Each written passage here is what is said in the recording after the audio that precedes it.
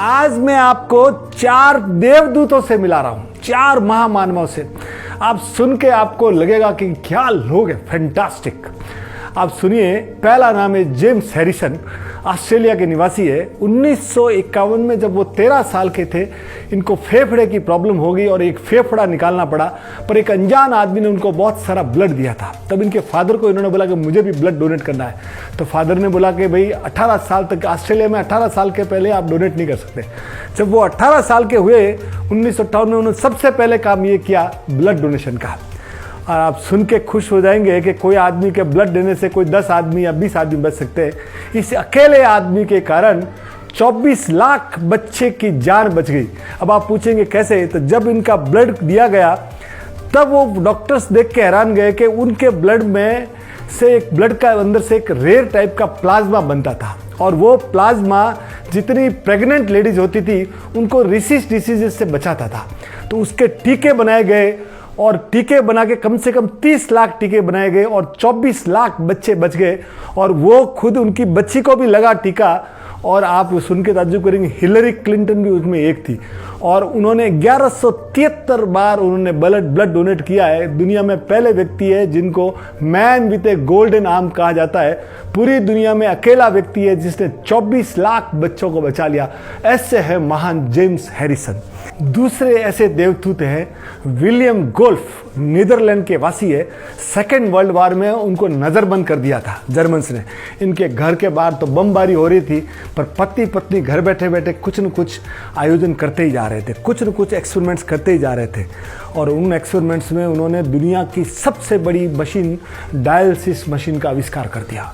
और कैसा आविष्कार कि उन्होंने 5 मशीनें बनाई और 5 खंडों में एक एक मशीन भेजी। एक यूरोप, एक एशिया, एक अमेरिका, ऐसे 5 जगह भेजी।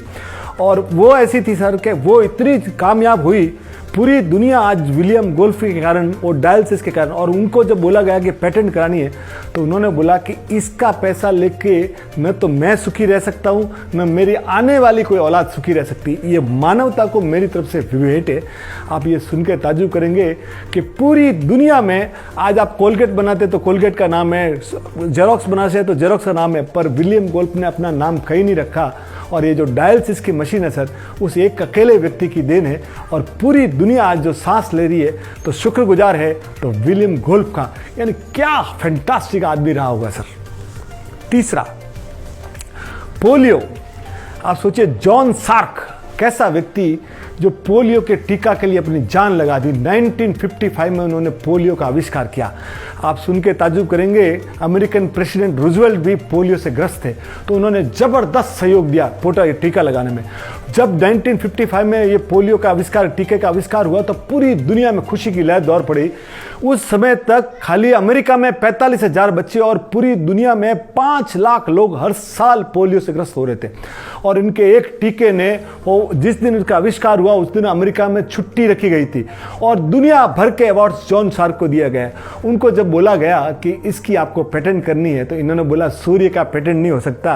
आप आज की वैल्यू में पेटेंट में कहा जाता है कि 40,000 करोड़ रुपए उनको मिल रहे थे, 40,000 करोड़ पेटेंट कराने का। उन्होंने बोला नहीं। और इसके कारण क्या हुआ कि पूरी दुनिया इस टेक्नोलॉजी को अडॉप्ट कर सकी और जिसको जो चाहिए था, यानी हर कंट्री अपना पोलियो का टीका आराम से बना सकती थी। और हमने भी 2013 में भी, इंडिया ने भी पोलियो मुक्त बन गया। तो अकेला व्यक्ति साहब, जॉन सार्क अकेला व्यक्ति ऐसा था जिसने कोई पेटेंट नहीं किया और मानवता के लिए पेटेंट छोड़ दिया।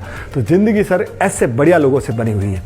चौथा, मैं आज आपको निल्स बॉलीडन, एक ऐसा व्यक्ति 1959 में जिसने वोल्वो कंपनी को ये 3 सीट बेल्ट जो आप देख रहे हैं ना आज दुनिया में, उस अकेले व्यक्ति की देन है। उस व्यक्ति को जब बोला गया कि इसको पेटेंट कराना है, तो इसने बोला पेटेंट नहीं करना, ये मानवता को मेरी ओर से भेंट है। और वोल्वो कंपनी ने भी क्या किया, वो फिर वही पूरी टेक्नोलॉजी पूरी दुनिया की ऑटोमोबाइल इंडस्ट्री को दी कि ये सेफ्टी के लिए ज़रूरी है। और आप सुन के ताज्जुब करेंगे कि सीट बेल्ट लगाने से हर साल, बोले कहते हैं कि इस अब तक दुनिया में 10 लाख लोग बच गए। लास्ट ईयर हिंदुस्तान में भी 1,47,000 लोग एक्सीडेंट में मारे गए थे। अगर सीट बेल्ट होता तो कम से कम 25,000 लोग मारे जाते। हम इतने आप सोचिए कि 90% इंडियंस सीट बेल्ट यूज नहीं करते और 25% ड्राइवर्स ही यूज करते हैं, यानी 75% ड्राइवर्स भी यूज नहीं करते। अगर हम सीट बेल्ट का यूज करें तो आप अंदाजा लगाइए कि उस व्यक्ति ने पेटेंट नहीं कराया, अब्जो डॉलर उसको देने को तैयार था, और हम सीट बेल्ट लगाने को तैयार नहीं जो हमारी सेफ्टी के लिए। और उन्होंने पूरी दुनिया को इतनी बड़ी सौगात दी। ये 4 देवदूत है ना सर, दुनिया में इतने महान देवदूत हुए कि मानवता को इनकी ओर से सौगात है।